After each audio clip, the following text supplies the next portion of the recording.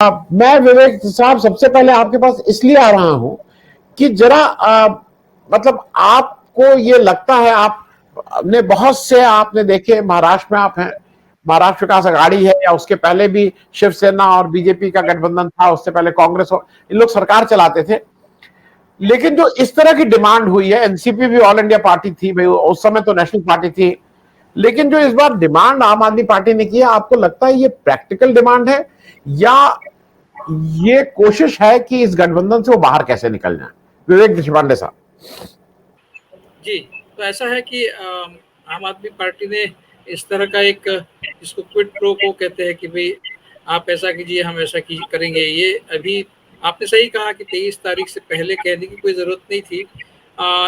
तो ये 23 तारीख की मीटिंग में कुछ पहले से ही दबाव बना रहे, इस तरह की कोई रणनीति हो सकती है। जहाँ तक महाराष्ट्र में कांग्रेस और एनसीपी का सवाल है, बहुत पुराना उनका गठबंधन है और वो एक दूसरे पर प्रेशर हमेशा बनाते रखते हैं। कोई उसमें नई बात नहीं है। अभी 2024 से पहले ही पूना में किसका कैंडिडेट होगा, इस पर अभी रस्साकसी चल रही है। तो बहुत सारी सीटों पर वो ऑलरेडी उनकी बात चल रही है। तो ये प्रेशर पहले से ही बनाते रहना, ये एक पुरानी पुरानी रणनीति होती है, जो ठीक है अपनी जगह। लेकिन कांग्रेस और एनसीपी, कांग्रेस और आम आदमी पार्टी, इनके बीच में तो कभी कोई गठबंधन नहीं था, आज तक नहीं था। तो ऐसे में बिल्कुल शुरुआती इस तरह के एक डील के साथ की जाए, ये तो ठीक नहीं है। क्योंकि बात ये हो रही है कि सारी जो अपोजिशन पार्टीज है वो इकट्ठा आए और इकट्ठा मिल बैठकर साझा एक रणनीति बनाए। ये कोई बायलैटरल तो इशू नहीं है, ये तो मल्टीलैटरल इशू हो गया ना। तो बायलैटरल इशू ये तब हो सकता है जहां पर किसी एक स्टेट में दो ही ऐसी पार्टियां हो जिसके बीच में किसी तरह का तालमेल हो सकता है, या फिर बाइपोलर हो। ऐसी जगह फिर बाकी पार्टियों को स्कोप नहीं रहता है।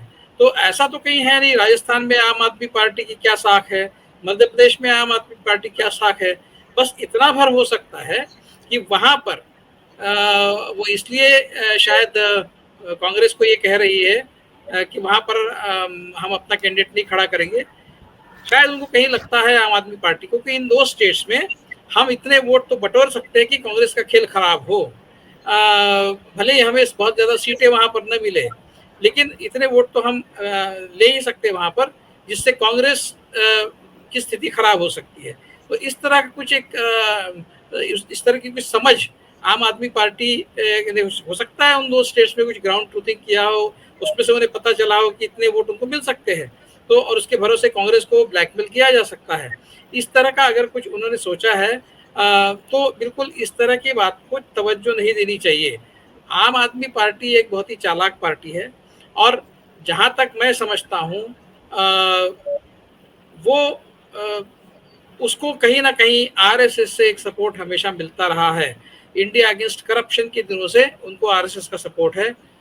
आरएसएस की रणनीति ये हो सकती है, मैं हमेशा ये कहता हूँ, मैंने लिखा भी है इसके बारे में, कि वो अपोजिशन चाहता है डेमोक्रेसी में, लेकिन अपोजिशन वो चाहता है जो जिससे उन्हें प्रॉब्लम ना हो। आप देखिए आम आदमी पार्टी का जो भी इतिहास है, आपने कभी भी केजरीवाल को आरएसएस पर अटैक करते हुए सुना है? मैंने तो नहीं सुना। वो मोदी जी पर अटैक करते हैं जो आरएसएस को चलता है, वो बीजेपी पर अटैक करे वो भी आरएसएस को चलता है। क्योंकि अगर आरएसएस हमेशा ये चाहेगा कि सत्ता में बीजेपी रहे और अपोजिशन में आम आदमी पार्टी जैसी कोई पार्टी रहे जिसके साथ में उसका पुराना तालमेल है। क्योंकि इंडिया अगेंस्ट करप्शन में बहुत लोग ऐसे थे जो डायरेक्ट आरएसएस से जुड़े थे, ये हमने देखा भी है उस समय। तो ये जो है ये बैकग्राउंड आम आदमी पार्टी का, और जिस तरह से का एक सॉफ्ट हिंदुत्व वो चलाते हैं वो भी आप देखिए।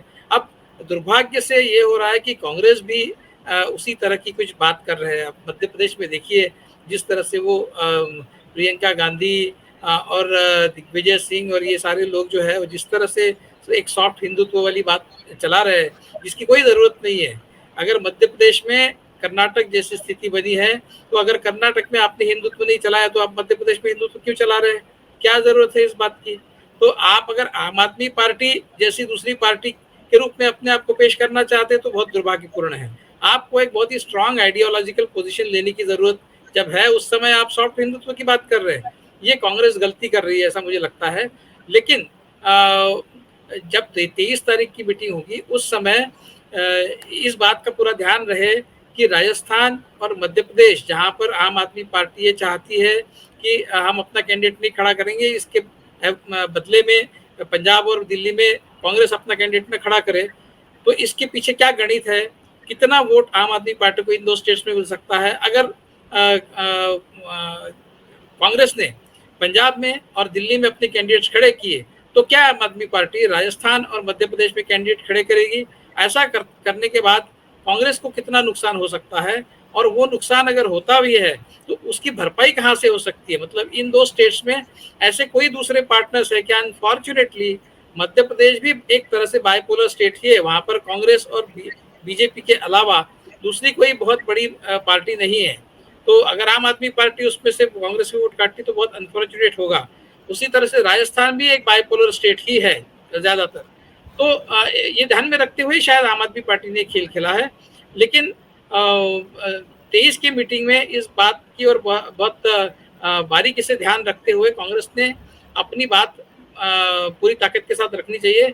भले ही राजस्थान और राजस्थान में ग्राउंड ट्रूथिंग करे कांग्रेस, मध्य प्रदेश में ग्राउंड ट्रूथिंग करे, अगर आम आदमी पार्टी सेंध भी लगाती है तो भी वो अगर जीतने की स्थिति में है तो किसी भी तरह से आम आदमी पार्टी को दाना डालने का कोई सवाल ही पैदा नहीं होता, ऐसा मुझे लगता है। आनंद, मुझे विवेक जी आपसे सिर्फ ये एक को पूछना है, क्या 23 तारीख की बैठक के बाद थोड़ी क्लैरिटी हो जाएगी कि कौन बीजेपी के अगेंस्ट खड़ा है, कौन न्यूट्रल है, और ये इंपॉर्टेंट रहेगा आगे की रणनीति तय करने में। विवेक जी। जी, इस मीटिंग के बाद बहुत सारी बातें स्पष्ट हो जाएगी, इसमें कोई शक नहीं है। मैं एक ब्रॉडली एक बात कहूंगा, ऐसा है कि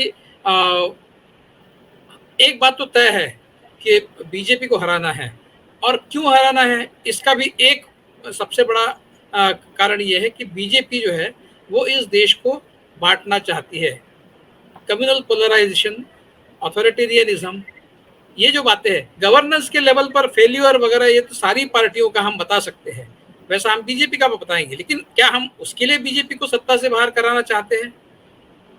हम सत्ता से बाहर बीजेपी को किस लिए कराना चाहते हैं? इसलिए कि इस देश में वो एक कम्युनल पोलराइजेशन और एक बहुत ही भयंकर सिविल वॉर जैसी स्थिति खड़ी करना चाहते हैं, इसलिए हम उनको सत्ता से बाहर करना चाहते हैं। तो उस मकसद के लिए जो जो तैयार है। अब जहां तक नीतीश कुमार जैसे लोगों का सवाल है, नीतीश कुमार ने कभी भी सेक्युलरिज्म के पक्ष में बहुत स्ट्रांगली वो खड़े नहीं हुए। बीजेपी के साथ में बैठे, वो सरकार में उन्होंने सरकार बनाई। अगर उनको सेक्युलरिज्म से प्यार होता, सेक्युलरिज्म के वो अगर पक्षधर होते तो बीजेपी के साथ नहीं जाते कभी। जयप्रकाश नारायण की बात हुई पहले वाले डिस्कशन में, लेकिन उस समय जयप्रकाश नारायण जो लड़ाई लड़ रहे थे वो सेक्युलरिज्म के लिए नहीं लड़ रहे थे, वो इंदिरा गांधी के ऑथोरिटेरियनिज्म के अगेंस्ट लड़ रहे थे। उसके लिए उसमें जिन जिन की मदद उनको हो सकती थी उनको उन्होंने साथ लिया, उसमें आरएसएस भी साथ में आया। हालांकि बाद में ये बहुत बड़ी गलती थी, ये सिद्ध हुआ, क्योंकि वहीं से फिर बीजेपी का राइज हुआ। बीजेपी सत्ता में जो स्थापित हुई वहीं से उनको ताकत मिली है। तो आरएसएस के साथ जाने का क्या नुकसान है, ये हमने सबसे बड़ा उदाहरण इमरजेंसी में देखा है। तो जहां तक आम आदमी पार्टी का सवाल है, आम आदमी पार्टी को उतनी ही तवज्जो देनी चाहिए सारे ऑल पार्टी मीटिंग जो होगी उसमें, जहां तक वो इस अपोजिशन यूनिटी के पक्ष में वो कितना काम करना चाहती है, उसमें उसके लिए वो कितना मददगार साबित हो सकती है, उतना ही आम आदमी पार्टी को महत्व देना चाहिए। ये बात बहुत देखभाल कर लेनी चाहिए कि अगर आम आदमी पार्टी के किसी मूव से अपोजिशन को जो गेन होना है उसमें कुछ कमी आती है तो उसको बहुत ध्यान से देखना चाहिए। मैं बहुत जिम्मेदारी के साथ फिर से कहता हूं, आम आदमी पार्टी बीजेपी का बी टीम नहीं है, मैंने ये कभी नहीं कहा। मैं ये कह रहा हूं आम आदमी पार्टी आरएसएस का बी टीम है। आरएसएस को बीजेपी सत्ता में चाहिए और अपोजिशन में अगर कोई चाहिए तो आम आदमी पार्टी जैसी पार्टी चाहिए। इसीलिए इंडिया अगेंस्ट करप्शन के दिनों से आज तक वो आम आदमी पार्टी के साथ कहीं किसी न किसी रूप में है, आज भी है, ये मैं मानता हूं। आरएसएस एक बहुत शातिर ऑर्गेनाइजेशन है, वो सारा का सारा स्पेस हथियाना चाहती है, वो अपोजिशन का स्पेस भी हथियाना चाहती है, और वो ना हो, वो आम आदमी पार्टी को उस तरह से ग्रूम कर रही हो। देखिए आप केजरीवाल को ध्यान से सुनिए, वो सिर्फ मोदी जी को अटैक करते हो, बीजेपी को भी अटैक नहीं करते। उनका टारगेट मोदी जी है, वो बीजेपी को बहुत कम ही अटैक करते हैं और आरएसएस को तो बिल्कुल ही नहीं करते। तो ये आप सेक्युलरिज्म के पक्ष में कभी आपने सुना है कुछ बात करते हुए केजरीवाल को? कभी नहीं। उल्टा वो सॉफ्ट हिंदुत्व की बात करते हैं। जहां तक गांधी जी और केजरीवाल के रहन सहन का और पोशाक का सवाल है, गांधी जी राम राज्य की बात करते थे, लेकिन जब मुसलमानों के खिलाफ कुछ होता था तो अनशन पर बैठते थे। दिल्ली में क्या हुआ, केजरीवाल ने क्या किया जब दिल्ली में राइट्स हुए, क्या वो मुसलमानों के साथ खड़े हो गए? तो गांधी जी की और केजरीवाल की कोई तुलना नहीं होती। जहां तक कपड़े पहनने का सवाल है, मैं नहीं समझता कि कोई डूब रहा है तो हम भी उसके साथ डूबे सिंपत्ति की वजह से। कोई अगर इस देश में गरीब है, गांधी जी ने उस तरह के कपड़े पहने, वो उनकी एक बात ठीक है, लेकिन मैं नहीं समझता कि वो जरूरी है। गांधी जी ने किया ठीक है, केजरीवाल भी शायद करते होंगे कि भाई कनेक्ट हो जाए लोगों के साथ में, वो जरूरी नहीं है। अच्छे कपड़े पहनकर भी मैं गरीबों की मदद कर सकता हूँ। तो ऐसा है कि कुल 100 बातों की एक बात यह है कि सारी पार्टियां जिनको सेक्युलरिज्म से कुछ लेना देना हो ना हो, लेकिन जिनको बीजेपी सत्ता से बाहर चाहिए, सिर्फ एक ही पार्टी ऐसी है आज देश में। मैं कोई कांग्रेस का पक्षधर नहीं हूं, मैंने अभी कांग्रेस के ऊपर टीका की जब वो हिंदुत्व चला रहे थे मध्य प्रदेश में, लेकिन एक ही पार्टी ऐसी है जिसने बीजेपी का जो विरोध कर रहे हैं वो सेक्युलरिज्म के प्लैंक पर कर रहे हैं। वो गवर्नेंस का फेलियर तो है ही, वो तो अपने आप में मुद्दा है ही, लेकिन वो बीजेपी को अपोज इसलिए कर रही है कांग्रेस कि बीजेपी की देश के टुकड़े करना चाहती है, हिंदू मुस्लिम करना चाहती है। इसलिए इतने स्पष्ट तरीके से बाकी कोई भी पार्टी सामने नहीं आई है, चाहे अपोजिशन यूनिटी भले ही हो जाए बीजेपी के खिलाफ, लेकिन एक बात है, एक ही पार्टी ऐसी है जो सेक्युलरिज्म के पक्ष में बहुत स्ट्रांगली खड़ी है। इसलिए कांग्रेस के साथ में खड़ा रहना ऐसे सारे लोगों का कर्तव्य बनता है जो इस देश को एक इंक्लूसिव देश देखना चाहते हैं। बाद में कांग्रेस सत्ता में आने के बाद कांग्रेस गलतियां करती है तो कांग्रेस के खिलाफ भी खड़े हो जाएंगे, वो कोई बात नहीं है। लेकिन आज जिस प्लैंक पर कांग्रेस लड़ रही है, उस प्लैंक के लिए कांग्रेस के साथ में सारी अपोजिशन पार्टीज को मिलकर बैठना चाहिए, विचार करना चाहिए। और कोई भी पार्टी, आम आदमी पार्टी जैसी, अगर कोई भी पार्टी इस तरह का कोई खेल खेलना चाहती है जिससे अपोजिशन की ताकत कम हो, अगर मध्य प्रदेश अगर पंजाब और दिल्ली में कांग्रेस वैसे ही जीत रही है तो कोई प्रश्न ही नहीं। और शायद इस बात की भनक आम आदमी पार्टी को लग गई है, इसीलिए वो इस तरह का खेल खेलना चाहती है। तो इस खेल को समझना होगा, समझ बूझकर आम आदमी पार्टी के साथ में भी तालमेल करना चाहिए, उनको बाहर नहीं रखना चाहिए, लेकिन ये समझकर, ऐसा मुझे लगता है, ऐसा हर पार्टी के साथ ये होना चाहिए।